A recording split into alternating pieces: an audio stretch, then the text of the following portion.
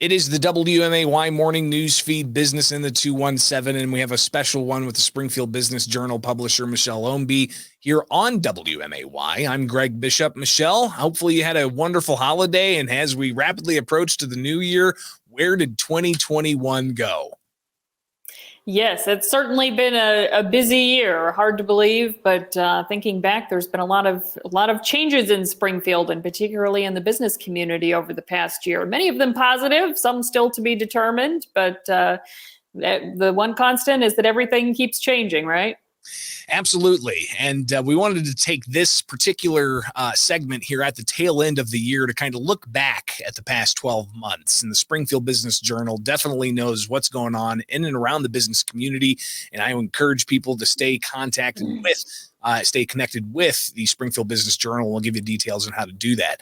But Michelle, you dug into the archives for the past 12 months, and you looked at some of the major themes that there were all throughout the year when it comes to various businesses. So we'll start with some of the national businesses that have a Springfield footprint and some of the changes that have happened here.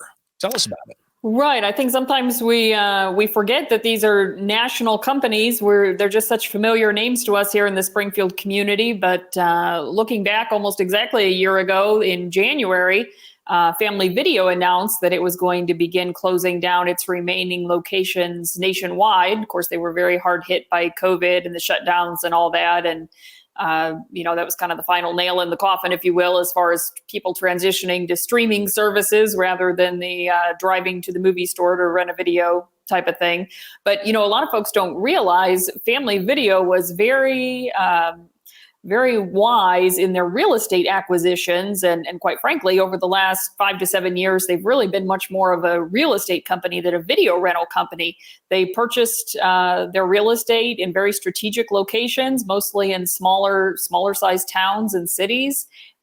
Their model was that the video rentals would pay off the mortgage within 5 years, so then they would own it free and clear. And so what we're starting to see now is, just like here in Springfield, a couple have transitioned to Dollar General stores already. One is going to be a fulfillment center for GoPuff. But they still own all of that real estate, not just in Springfield, but around the country. And I think they will continue to be very profitable if they can enter into some strategic business partnerships there. So that's just one example of a story that has some national significance, but with a Springfield footprint. We have another one with the Springfield Electric Supply Company, locally owned, being acquired by another company. Yeah, and this one was a little more quiet, but Springfield Electric, as you mentioned, they've been a family-owned business since 1932. Of course, Bill and Mary Schneering, they were very well known in the community, a lot of philanthropic efforts and charitable giving and things over the years. They both passed away in 2020, and even though some of their children were involved in the business, they kind of quietly sold to Sonepar USA, which again is a worldwide company, but a very large national footprint as well in multiple states. So I don't know if we've really seen yet what, if any, changes will be a result of that. The other issue is their headquarters, their Springfield headquarters. They're on 9th Street.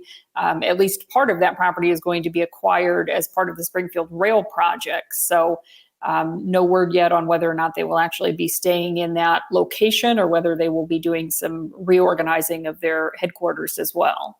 Reviewing some of the top business stories with the Springfield Business Journal publisher, Michelle Ownbey, here on the WMAY Morning News Feed, Business in the 217. We love history here in Springfield. We have a rich and diverse history, and there's been a lot of movement on several fronts. Tell us about everything from Vinegar Hill Mall to what's going on with a campus and more. Right. It was a big win for historic preservationists this year, which doesn't often happen, quite frankly. So it's kind of refreshing to see. We started out earlier in the year. Conn's Hospitality Group announced that they were transforming their merchant house space downtown, which had been an antique store and home furnishings, into an event space. But then there was larger news from Conn's later in the year. Just a few months ago, they announced that they had purchased the Vinegar Hill Mall complex, which of course has been struggling for, probably a decade or more now. They were down to their last tenant, that pawn shop. And they've struggled to keep other tenants in that complex. But the Kahn family has a very strong track record. They've already started cleaning up the exterior of the property. So, it's a big project, and they've been honest about the fact that it's going to be done in phases. But it's already well underway, and certainly if anybody can turn that place around, the Kahn family can. And then the other huge project that we heard about just recently was the Benedictine campus, with Tony and Ann Libri taking that on, bringing some other partners in to take on particular buildings. Again, another huge property that's been sitting vacant for some time now, and a lot of people were worried about what would become of that. So between Vinegar Hill Mall and Benedictine, great to see some action there. And then right outside of Springfield in Petersburg, we heard earlier this year that Douglas Pope, who's a Springfield native, or I'm sorry, a Petersburg native, he returned to the area during COVID and, began working remotely, as a lot of folks have done now. And he had a very ambitious project budgeted at around $3 million to transform the town square, including the historic Broadgauge Building. Of course, Corey and Emily Falcon, who previously operated Long Nine downtown, that restaurant had closed during COVID, but then they actually made the move to Petersburg. They currently live there, and they have now opened a new restaurant and are anchoring that Broadgauge Building. So I haven't been able to make the trip yet to Petersburg to see it, but I understand it opened just a couple weeks ago, and the pictures look fantastic. It's gorgeous. Absolutely gorgeous. The food, top notch. Looking forward to heading back out there as they reflect on the opening night and taking steps towards more service. So we'll see what happens with Broadgauge and other historic properties, as this past year did bring about some pretty incredible things of entrepreneurs stepping up and working to secure those properties. Other things from the past 12 months that have been pretty exciting, of course, here in Springfield and the surrounding area, we've got a vibrant medical industry.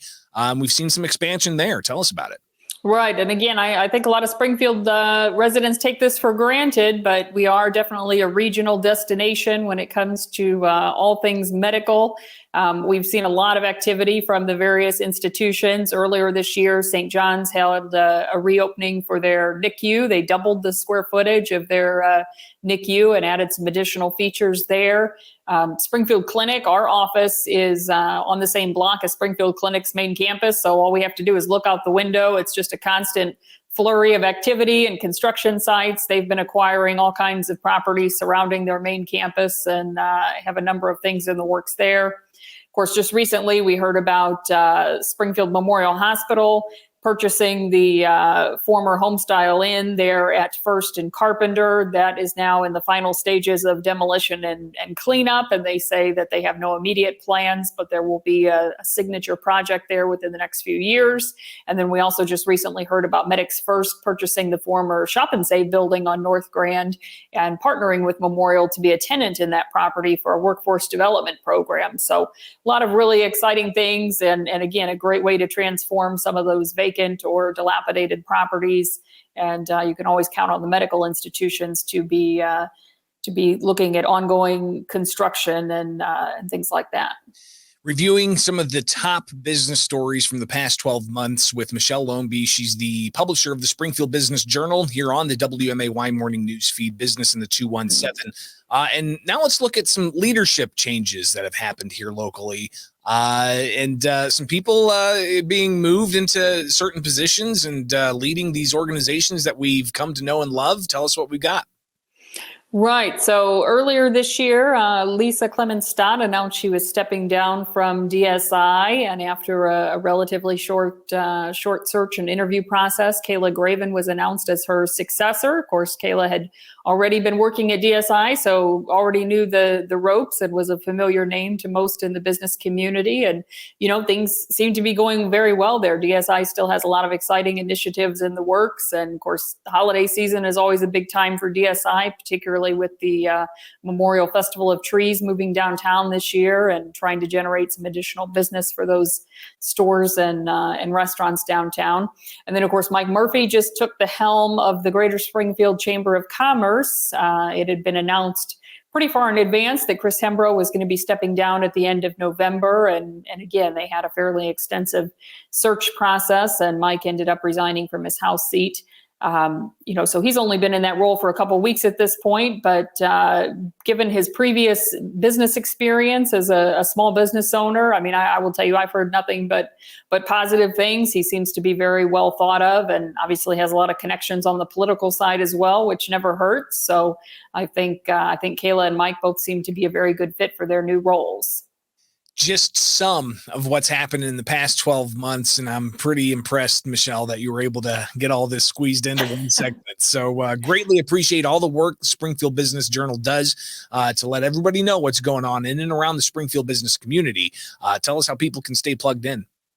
Definitely go to our website, springfieldbusinessjournal.com, and get signed up for Biz Bites. That's the weekly newsletter, and it's free of charge with a roundup of what's happening each week. Or, of course, you can also sign up for the print edition and make sure you're getting that delivered to your home or office each month. It's Business in the 217 on the WMAY Morning News Feed. Happy New Year, Michelle. Thanks, Greg. You too.